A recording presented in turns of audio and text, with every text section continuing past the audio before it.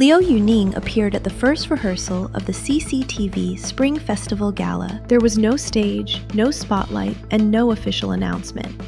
Yet within a short time, images of that moment quietly spread because it was Liu Yuning, and because the way he appeared made people stop and look. On that winter morning in Beijing, while the first full rehearsal of the Spring Festival Gala was taking place behind closed doors, Liu Yuning arrived outside the CCTV rehearsal area. Snow was falling lightly, not enough to disrupt the city, but enough to soften its edges. The atmosphere was calm, professional, controlled. Exactly what one would expect from the preparation of the most watched television program in the country. Liu Yuning did not arrive surrounded by ceremony. He wore a long black coat, dark trousers, simple shoes. No accessories, no styling meant to catch the camera's attention. He did not pause to adjust his posture. He did not look around to see who might be watching. He simply walked, and that was enough. Tall and straight-backed, his figure was instantly recognizable. Even from a distance, before his face came fully into view, his posture and proportions made it clear who he was. In a place where many people moved with urgency, staff, security, production crews, his steady pace stood out. Not slow, not rushed, controlled. Black fabric against white snow created a stark contrast. The image felt unplanned, almost accidental, yet visually striking. There was nothing dramatic about his actions, but the scene itself carried weight. It was quiet, restrained, and oddly magnetic. He did not seek attention, but attention found him anyway. A few people noticed first, then more. Heads turned, whispers followed. Someone softly called his name. Liu Yuning heard it and turned back. He nodded slightly, a small smile forming, brief and natural. There was no performance in it, just acknowledgement. Someone raised a hand.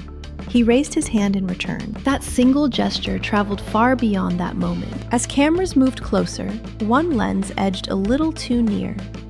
Liu Yuning tilted his head and spoke softly, his voice low and calm, asking for space. There was no tension in his tone, no discomfort. It was a gentle reminder, delivered without emphasis. That moment resonated because it reflected something consistent. He did not react defensively. He did not exaggerate politeness. He handled it with ease, as someone familiar with public attention, yet still grounded in personal boundaries. Nearby, he noticed a small group watching him closely. Instead of ignoring them, he asked a simple question: who they were there to support. When they answered that they had come for him, he laughed lightly and made a quiet joke, saying they looked especially proud that day. It was not a scripted line, not a prepared interaction, but it lingered because it felt real. These were small moments, nods, smiles, brief exchanges, but they added up. They reinforced an image that had been forming over years. Liu Yuning was not trying to project warmth. He simply behaved in a way that felt natural, and warmth followed. All of this happened outside the spotlight, in a professional environment where artists are often cautious, focused inward, conserving energy. That context made his demeanor stand out even more. He did not dominate the space. He did not withdraw from it. He existed comfortably within it. Standing in the snow, saying very little, doing nothing extraordinary, Liu Yuning still became the center of attention. And that raised a question many people quietly asked. Why did such a simple appearance feel so significant? Part of the answer lies in where Liu Yuning is now in his career. He is no longer an artist chasing recognition. He is not introducing himself to the public. His path has been gradual, marked by consistency rather than sudden leaps. Over time, his presence has become familiar, dependable. That familiarity carries weight. When someone reaches that stage, they no longer need to assert themselves. Their presence alone communicates stability. Liu Yuning's appearance that morning reflected exactly that. He was not there to prove anything. He was there because he belonged there. And the place itself mattered. The CCTV Spring Festival Gala is not an ordinary program. It is a cultural event tied deeply to national tradition, watched by families across generations. Participation is selective. Repetition is even more so. To return year after year suggests trust, alignment, and suitability. This year marks Liu Yuning's third consecutive appearance associated with the gala. In earlier years, his roles evolved gradually. From collective performances to more focused stages, each appearance carried slightly more weight than the last. None were rushed. None were framed as breakthroughs. They felt like natural progressions. The first rehearsal is a particularly meaningful stage of preparation. It is when the overall structure begins to settle. While details remain flexible, the core lineup is largely established.